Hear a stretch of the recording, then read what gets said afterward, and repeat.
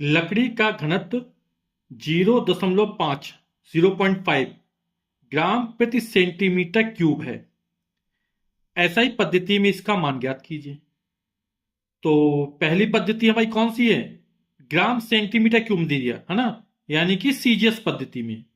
और एसआई या एमकेएस पद्धति में को चेंज करना है।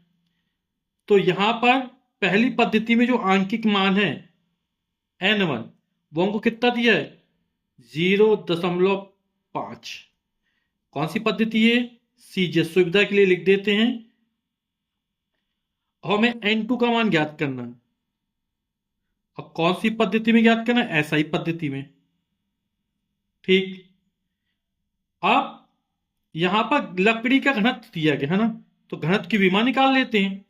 तो घनत्व की विमा क्या हो जाएगी? घनत्व बराबर होता है द्रव्यमान बटे आयतन।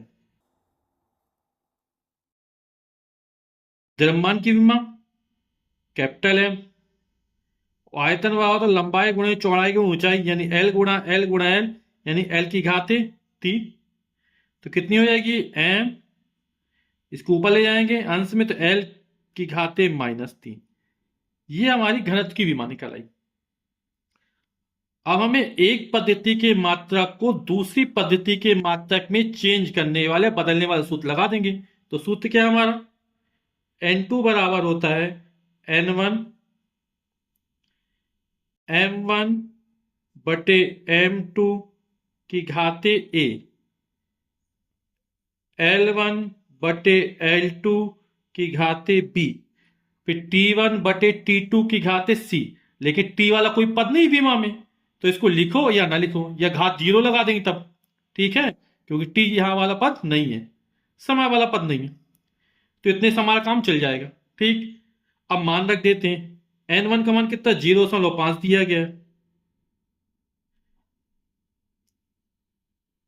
पहली पद्धति किसमें? सीजीएस में। तो यहां क्या है? ग्राम आएगा, और लंबाई की जगह सेंटीमीटर आएगा। और जिसमें बदलना एसआई, एसआई में क्या होगा? किलोग्राम होगा। और सेंटीमीटर की जगह मीटर होगा। ठीक। यहां एम की घात कितनी है? 1 है, तो यहां 1 लगा दिया। एल की घात कितनी? -3, तो यहां -3 लगा दिया। ठीक है। तो कितना हो जाएगा ये हमारा? ये हो जाएगा 0.5 ग्राम। और 1 किलोग्राम बा 1000 ग्राम, 1000 नहीं 10 की घात 3 लिख सकते हैं। ये किलोग्राम, किलोग्राम किसमें बदल? ग्राम में बदल गया।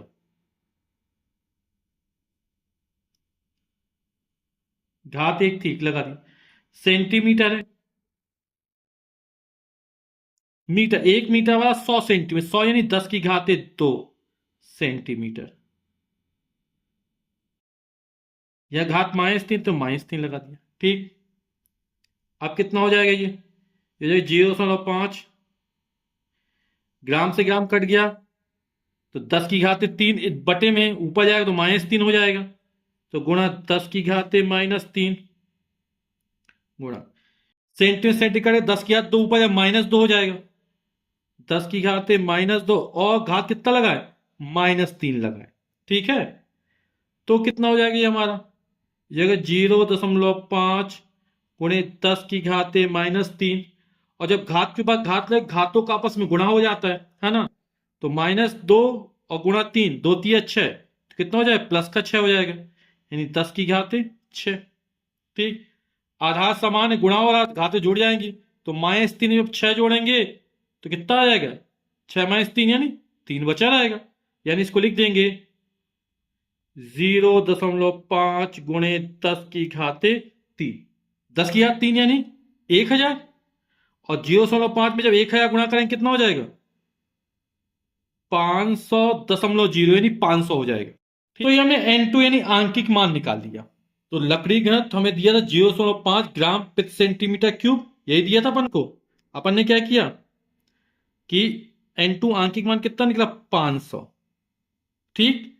एसआई में ग्राम की जगह किलोग्राम हो जाएगा, और सेंटीमीटर मीटर हो जाएगा।